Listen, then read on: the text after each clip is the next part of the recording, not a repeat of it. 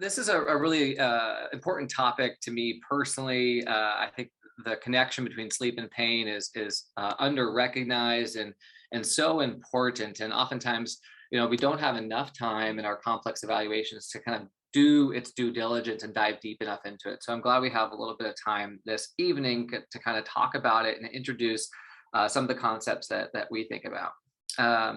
So first and foremost, just to give you a little sense about me, I'm a Bay Area native, grew up in the East Bay, Berkeley, Orinda, California, went down to Southern California for medical school at Pomona College, studied biology as well as science, technology, and society, did my thesis on pharmacogenomics, really trying to understand how medications interact with personal genomes in terms of side effects and effectiveness. Returned to the Bay Area for medical school at UCSF. I was fortunate enough to be part of the Alpha Omega Alpha Honor Society and earned the top surgical student entering surgical field. Actually began my career, unlike many of my colleagues, not in anesthesia, but in orthopedic surgery. I was out at Harvard University, based at Mass General Hospital, as well as Brigham and Women's and Children's, where I did my internship. Following that, I actually became really interested in how teams of doctors, clinicians, psychologists, advanced practice providers work together. And I actually spent 2 years at Harvard Business School and had the opportunity to work with actually health systems all over the world on how we measure outcomes, measure effectiveness, and work together as teams.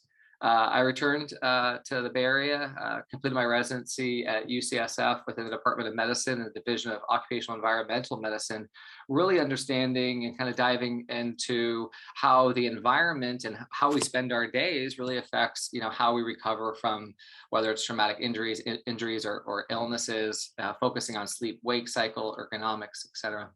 After that, I spent 4 years in the community doing a non-operative musculoskeletal medicine and urgent care. And I honestly had a personal, a family experience. One of my close family members ultimately had 4 spine surgeries, was left with chronic pain. And I became very passionate about better understanding chronic pain.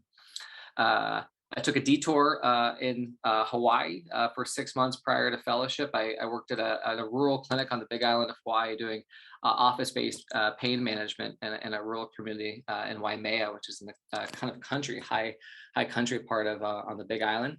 And then I began my pain fellowship with Stanford last summer. I also have a Master of Public Health from UC Berkeley, maintained some research appointments with Harvard, and in a few months, I'll be rejoining my hometown and providing pain management exclusively to the kind of Berkeley, Castro Valley, and surrounding communities. So that's a little bit about me.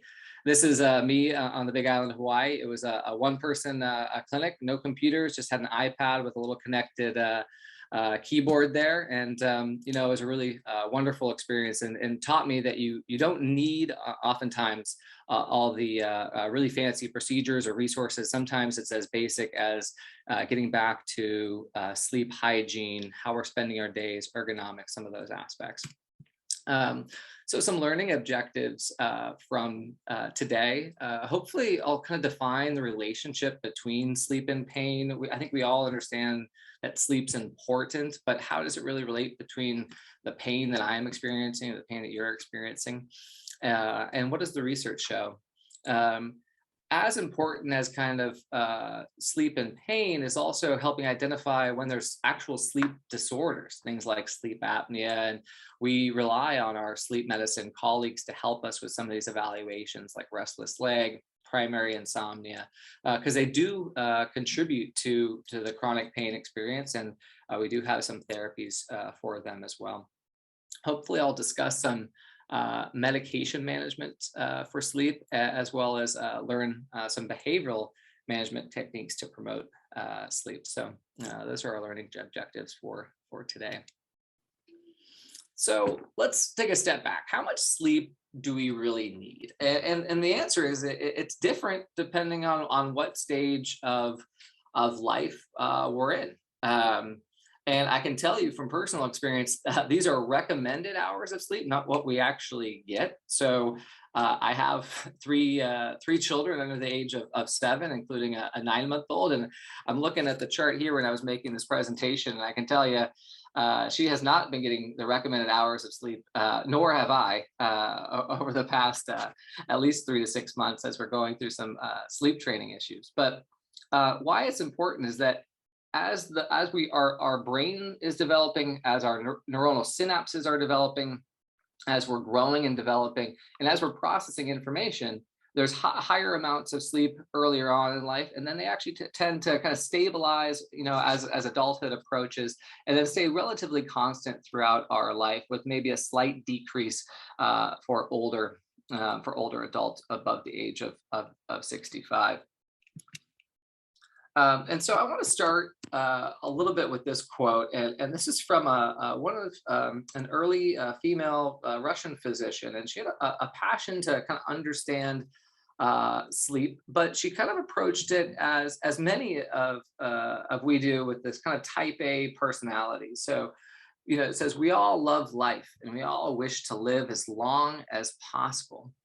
But in spite of this, we sacrifice 1/3, sometimes even half of our life in sleeping, with this kind of outdated historical notion that sleep is somehow wasted, that sleep is a sacrifice, that we all live to have long, healthy lives, and we're somehow kind of throwing it away, 1/3 of it or potentially half of it, in this kind of useless zombie-like state.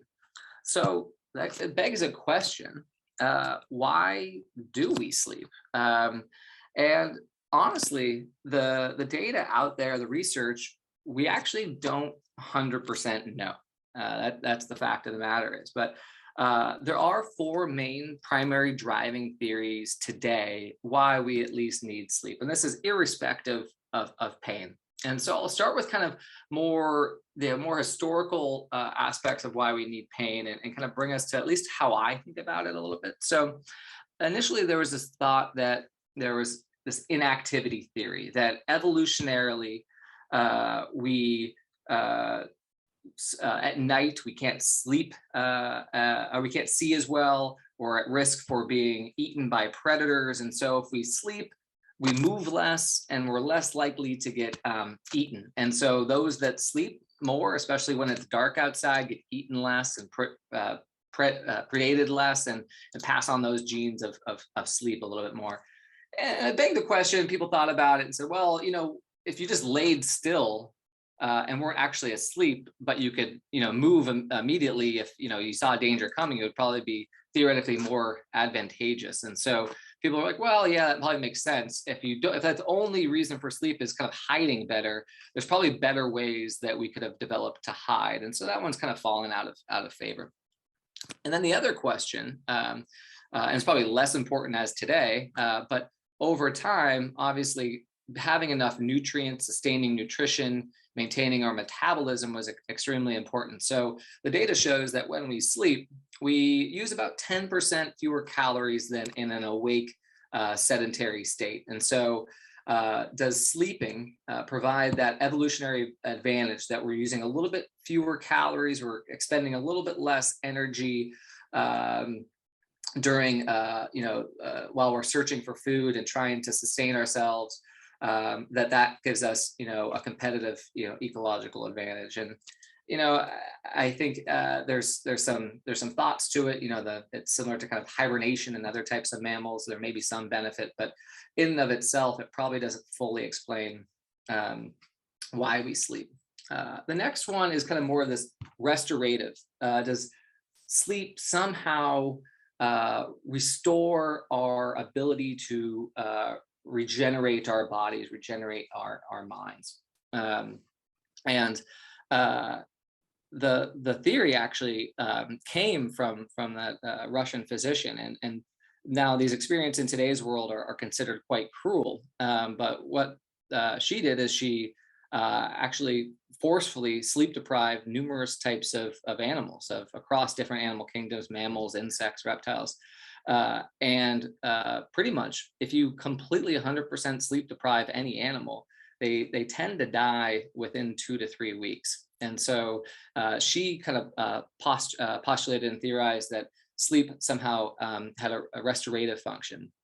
This is further supported that as we do activities, we flex our muscles, we uh, uh, do various things throughout the day, our body our cells produce adenosine. It's a byproduct of kind of the ATP reaction, if you can remember back to kind of high school chemistry.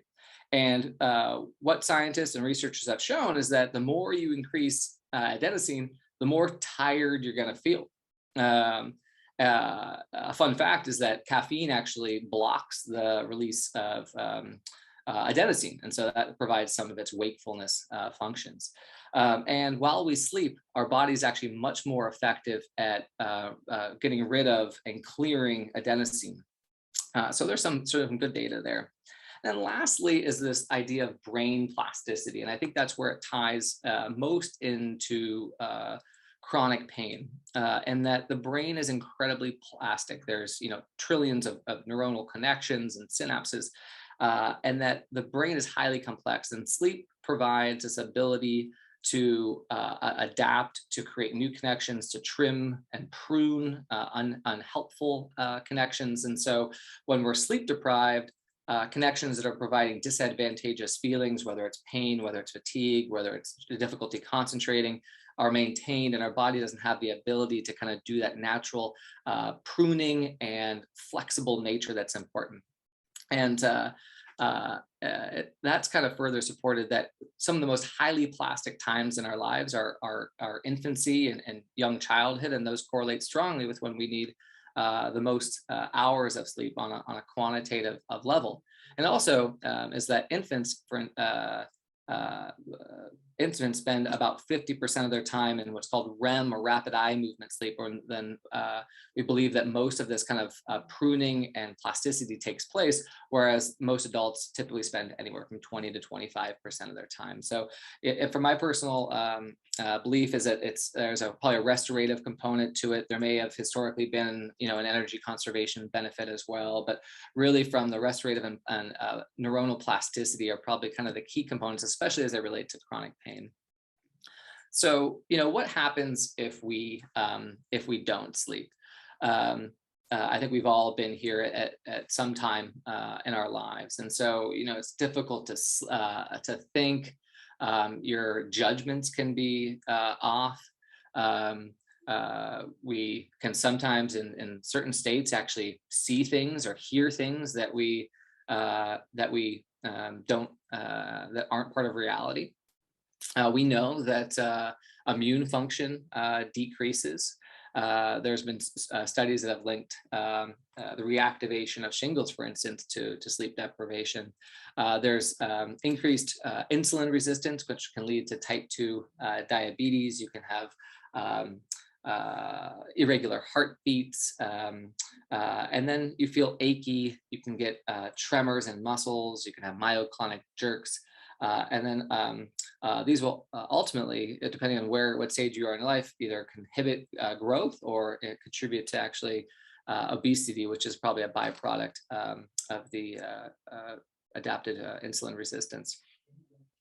So I probably won't spend too much time on this slide, but there's different stages of sleep, and so not all sleep is kind of made equal. When we do EEG studies, you can see the differences, and if you do get a formal sleep study with one of our sleep colleagues, you can kind of actually see how much time you're spending in each stage, and if that's potentially contributing to feelings of tiredness, fatigue, increased pain, etc.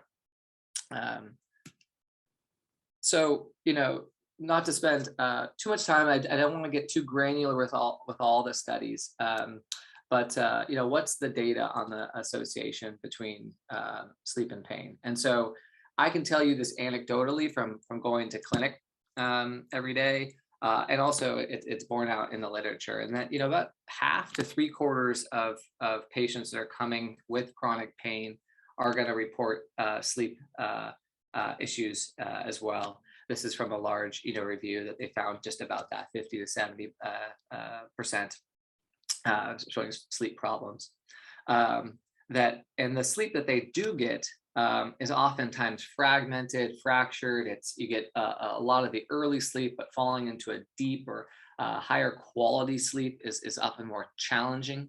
What That's actually, if you get less sleep, what nociceptive behavior means, it's actually your neuronal ability to kind of sense pain at a primal level. Basically, your nociceptors are your pain receptors. And so, what Krauss did, the study, the third bullet point here, is he actually took volunteers and sleep deprived them, and then had them put their hand in a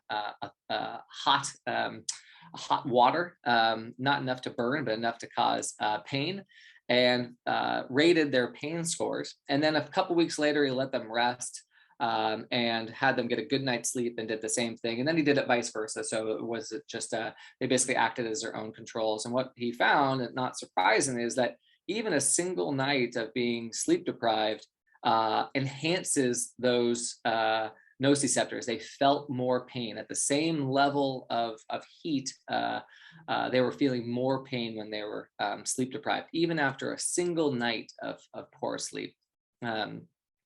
There's we won't be able to get into it in this lecture, just in terms of time and scope, but one of our faculty here, Dr. Meredith Barad, who happens to be the fellowship director as well, has a wonderful talk on chronic overlapping pain syndromes, things like fibromyalgia, migraines. And we find that sleep disorders, insomnia, poor quality sleep overlap, and actually pose whether it's an independent risk factor or a strong association with the potential development of those pain syndromes later on in life as well. So I wanted to include this here. I know we're going to have the lecture saved, and for those that are really interested in the biochemistry of over-the-counter sleep aids like melatonin and kind of the various pathways, but you can see that there's a significant connection. You can kind of trace it almost in a linear fashion, from actually tissue injuries to mitochondria, are the kind of engines or workhorses of the cells. When they're not working, we get free radicals and increased oxidative stress in the cells. And ultimately leads kind of through this inflammatory cascade that basically your neurons are on fire. So what may have not been painful or minimally slight discomfort prior, now they're sensitized to reacting to much lower thresholds of stimulus, and that leads to pain, stress, anxiety, and sleep disturbance. When we sleep, we have a natural amounts of melatonin that our body endogenously produce, not just kind of what you take, from over the counter at various drugstores. And those help to kind of reduce that inflammatory cascade. So natural, good, healthy sleep is part of kind of calming down this inflammatory cascade and pathway. So, I think we can understand now a little bit better how this is kind of an interconnected cycle a little bit, that when we have tissue injury, that can lead to poor sleep. And when we have poor sleep, tissue injury can lead to increased pain. And what we see here is kind of what I thought was a really nice diagram that just kind of, if you're in pain, you're worried about that pain, you're anxious about that pain, it feels like it's taking over your life, and you're worried if it's going to get worse or not get better. You're going to have a challenging time sleeping. If you're not sleeping well, then it's going to be difficult to maintain a focus. It's going to be difficult to maintain positivity. And when we're in chronic pain, when we're feeling down, and that's happening on a daily basis, those lead to more chronic mental health conditions such as depression, anger, anxiety, challenging with coping. When we're tired, now we're depressed, it's been going on for some period of time. The medical term is what, anhedonia, or just lack of movement. We also use the term kinesiophobia in our clinic, or fear of movement, that any amount of movement now, because our nociceptors are so primed that we're worried that the pain will flare to a unimaginable level if we do some of those activities, that we start to move less. And that when we actually move less, our natural, endorphin, pain relieving activities are diminished, and also the tissues become deconditioned. As we become deconditioned, we're not moving, then we have less energy. And if we're not moving and we're not staying active, we're not getting out of the house, we're staying in, it's very difficult to maintain or sustain good sleep. And so it's a really challenging self-reinforcing cycle, and it can be difficult, especially from the patient perspective of where we approach it. And oftentimes, especially coming to a pain clinic, if we could just get the pain under control, then the sleep would be better, and the mood would be better, and the activity would be better, and the energy would be better. And we work very closely with our pain psychology colleagues. Obviously, they're the ones helping us put this lecture series on.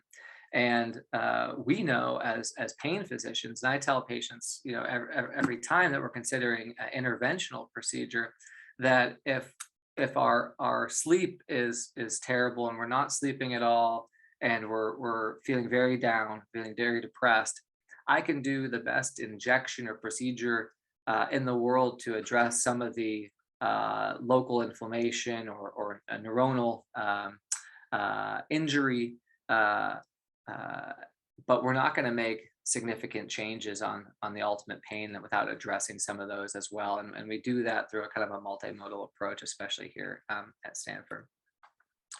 And so while it can be easy, especially when we're seeing patients as a tertiary, medical center, many patients have been seen and treated in the community for quite some time. We rarely, although it's very rewarding, get to see folks early on in their pain journey. And so the kind of expectation can be like, oh, I've just always been a bad sleeper. I've always just my pain, my sleep is bad because I'm in constant pain, and my doctor just says, if we get the pain under control, then my sleep will be better. And so we can kind of mask it with certain sleep aids, and that can kind of help. But I also like to kind of just take a step back and just say, hey, is there something medical that we're not addressing that is contributing to your feelings of fatigue or difficulty sleeping? And so I will make referrals to our actual sleep specialists here at Stanford, and they do all sorts of studies. And I don't claim to be a sleep specialist, but they'll, in addition to some of the things that we do, which is having a diary, some of the sleep hygienes I'm going to dive a little bit more into, they also can do polysomnography or actigraphy, and that's kind of actually getting what the the waves and the sleep patterns. And with COVID, they don't always require kind of doing an overnight stay at the outpatient center. They are doing home ones as well, where you wear something at home, which is a little bit more convenient. So when we are concerned about sleep at a medical level, we often get them involved as well. And some of the things they are looking for, and these are kind of the big three. I'm sure there's many more that I'm doing a disservice to sleep medicine. But kind of the three big ones that I screen for, and I think it's important to self-screen for, and there's a lot of kind of home tools that you can use as well, are obstructive sleep apnea, restless leg syndrome, and primary insomnia. And so, I don't think, for a patient-directed talk, you need to be too worried about the official, diagnosis criteria of obstructive sleep apnea. But I had this in here just so if you can kind of go and look at the slides later. But what you can write down at home that's pretty easy is something called the stop bang mnemonic, and it basically stands for are you snoring? are you tired? And there's calculators. If you just type stop bang into to your Google search or whatever search engine you use, there's some simple calculators. If basically you hit 3 or more, you're considered high risk for having obstructive sleep apnea. And so folks with larger neck sizes, a little bit extra weight, male gender, um, uh, tend to be some kind of key risk factors. And so it's one that you don't need to be a doctor to kind of answer the questions. And if you are, I would definitely send a message to your primary care or general practitioner and say, hey, I'm worried about sleep apnea. I'm waking up tired. I'm dozing during the day. Could I potentially have this? And they'll kind of help you with the next steps. And there's some. Well, I rarely meet a person that loves their CPAP machine. There's many different ones and different models that work. And if you do treat it, not only do you help treat the fatigue and the other symptoms, things like blood pressure, metabolic aspects are also strongly benefited. So not just from a sleep perspective, but from an overall health and wellness, it's really one that's really important to screen for and know about. The second one is restless leg syndrome, and it's basically we're kind of unsure exactly why it happens or why it plays out. It likely involves our dopamine, our dopaminergic, or a lack of circulating dopamine, and that's why we often use our dopamine agents to help treat it. But basically, it's you get this kind of insatiable urge to kind of move their legs. And it doesn't always have to be their legs. It can be the arm, it could be the neck. I've had that people that have just one side, or it could be both sides. But the most common is the legs, hence the term restless leg syndrome. And it only really happens in the evening and night. And one of the key things that's to screen for, the medications come from actually our class of Parkinsonian medication. So Parkinson's disease is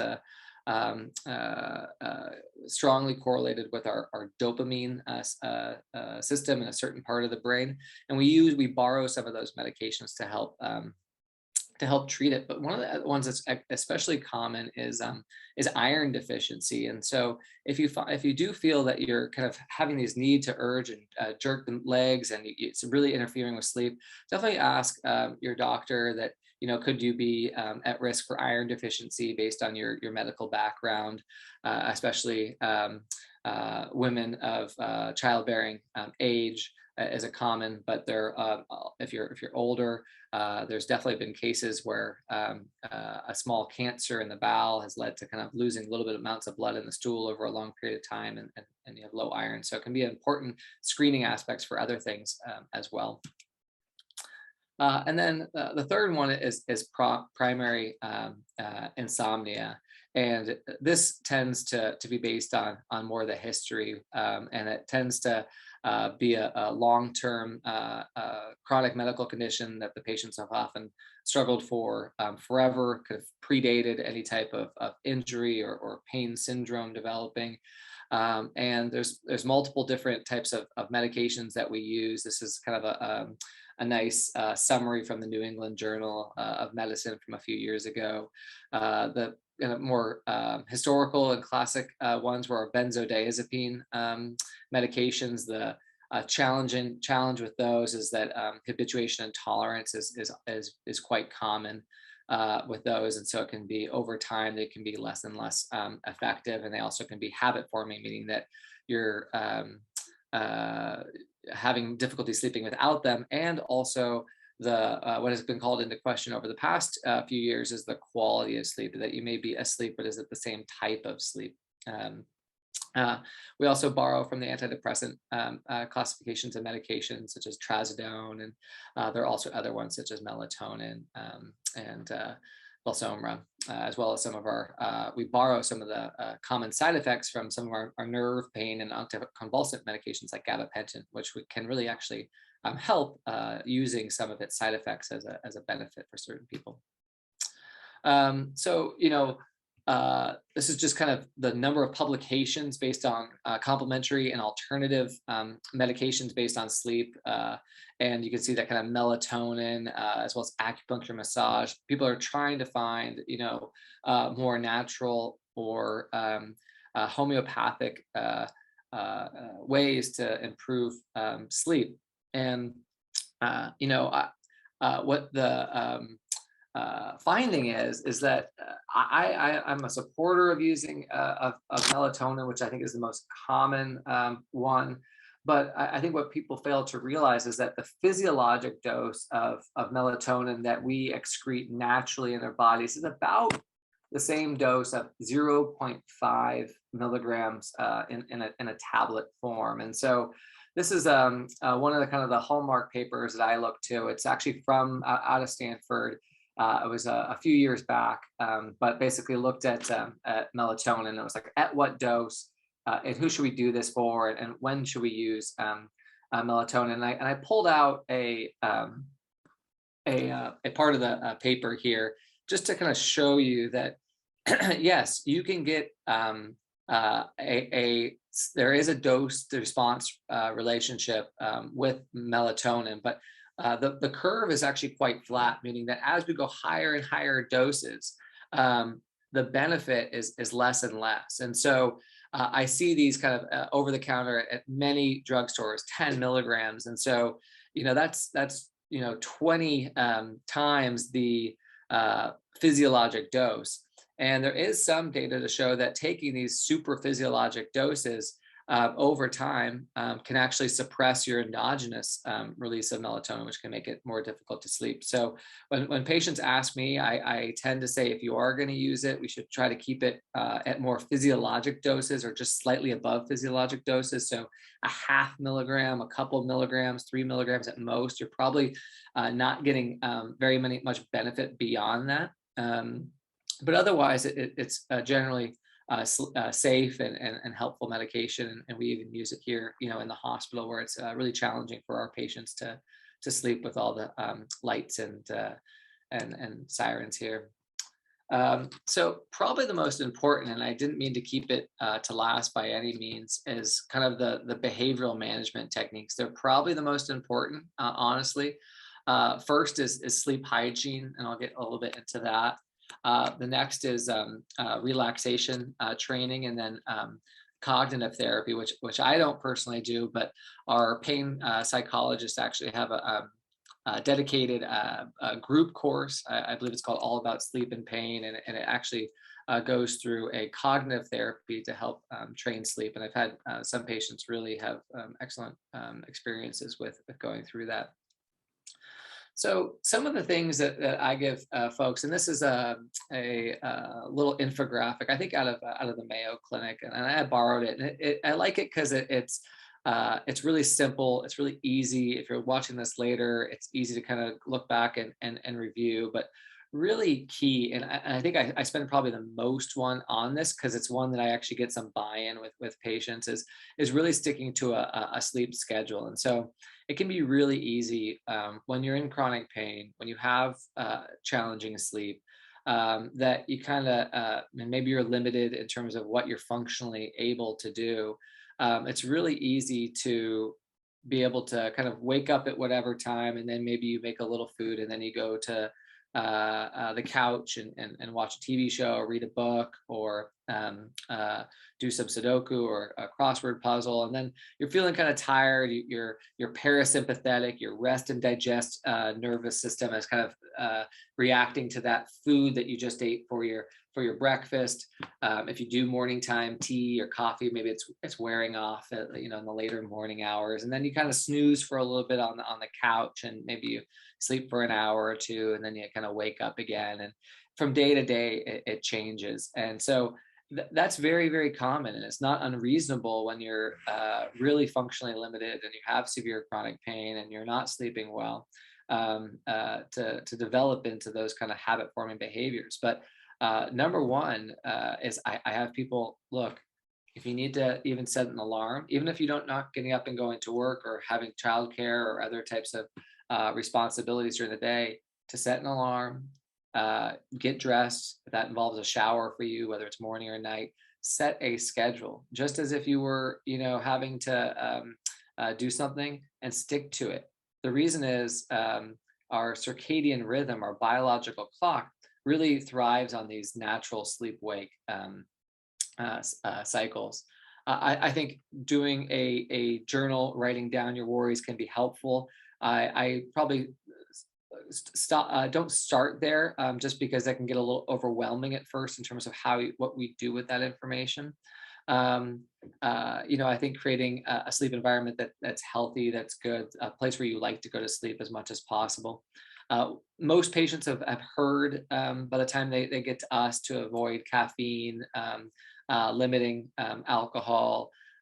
Both of these is clearly shown to worsen both quality of sleep and make it more difficult to fall asleep. And then, so I probably focused my time most on the schedule, and then being able to get outside.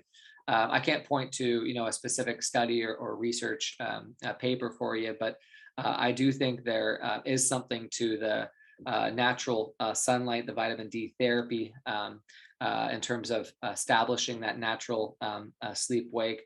I start with, literally, if we're really functionally limited, I start with truly just making a lap around the block, taking as much time as you need to do it, and then moving up in a stepwise fashion to twice, 3 times. And I really celebrate those small wins, to be honest with you, trying to build up to at least one, ideally 2 or 3 sessions of daylight moderate intensity exercise. And I can't tell you how much those 2 alone, I think, can really change the sleep paradigm for some patients. And then at night, really establishing a quiet area. So I have patients, I really tell them that the bed is for sleeping. And so as part of that kind of a routine and sleep wake cycle, I don't have them hang out in bed doing work or other activities or watching TV with the lights on. I make it that when our body's conditioned, that when we go to our bedroom, it's a dark place. It's a place of relaxation. It's a place where we don't ideally use devices such as phones or watch TV. And then I reinforce that kind of routine. So just as we have a routine in the morning, creating a wind down routine. I personally am a big fan of some of the free apps or smartphone applications that can be part of it. And as part of training your body to be ready for sleep.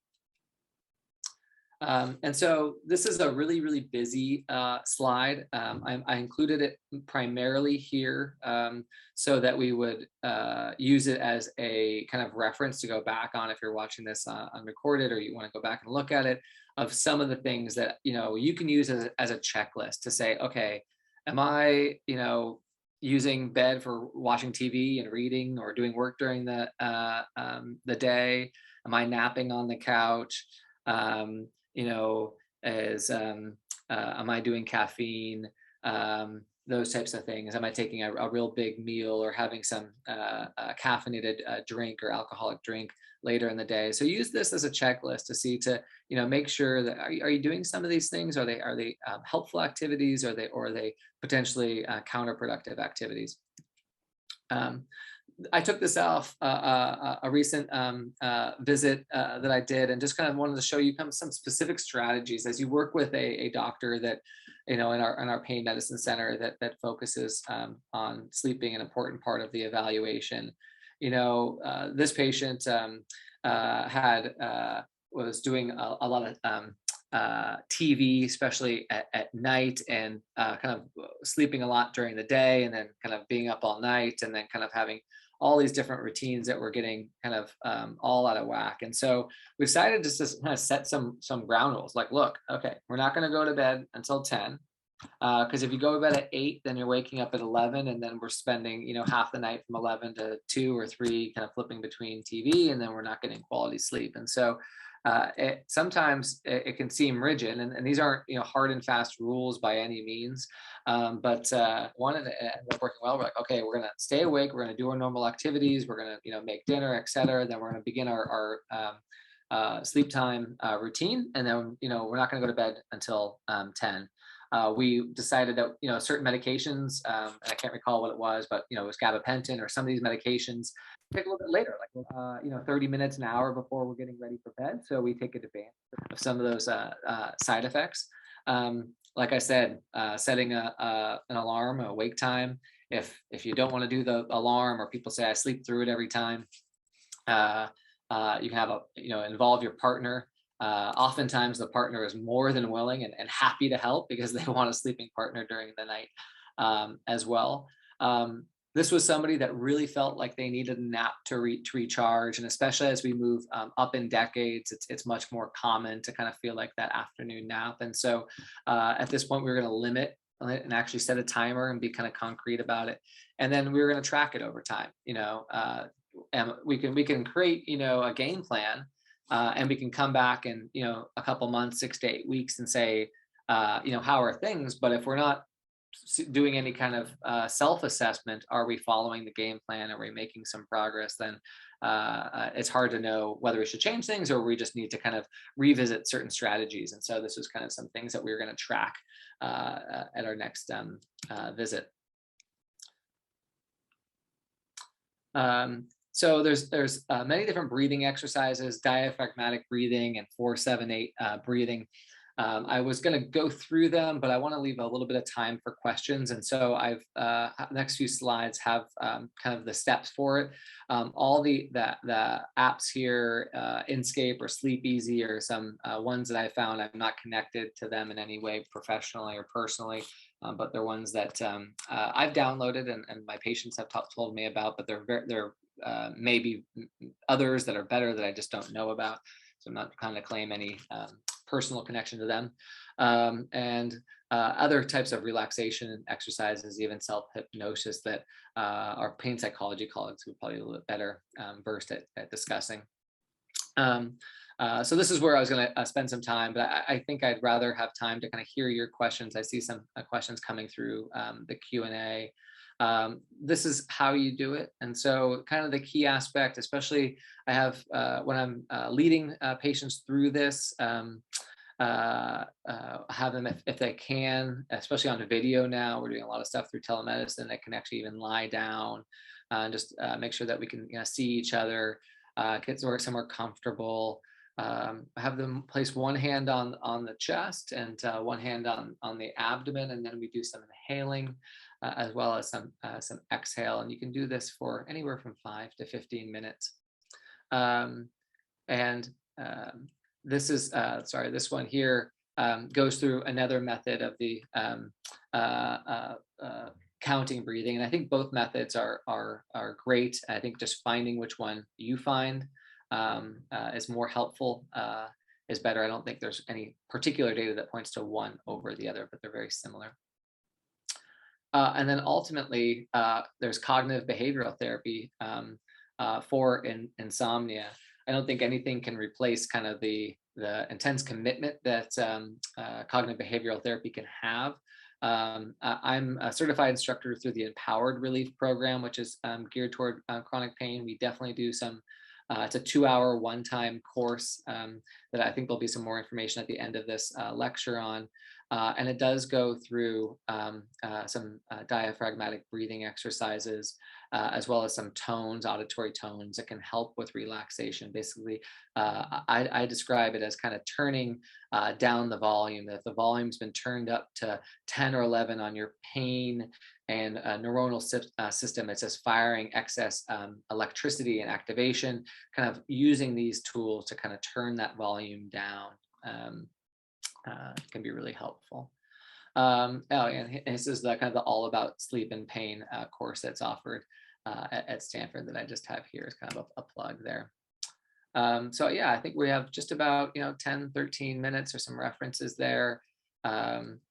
And thank you so much. I think the other thing is this is my family and me. I think I took the photo, but my family enjoying a sunset swim on the Big Island of Hawaii. And so doing those, this was part of our nighttime routine. We were fortunate enough to be able to kind of walk down and do a nighttime swim. And having three girls, like I said, under the age of 7, this was a very good nighttime routine for them. A little bit of exercise, a little bit of outdoor activity, a very standard routine that correlated with the natural kind of sunset of the time. And so it doesn't always have to be on a tropical paradise, but finding those kind of routines that work within your life and your neighborhood, I think is part of the keys to developing a healthy waking and nighttime to routine that can promote good sleep, which we know correlates with better management of chronic pain.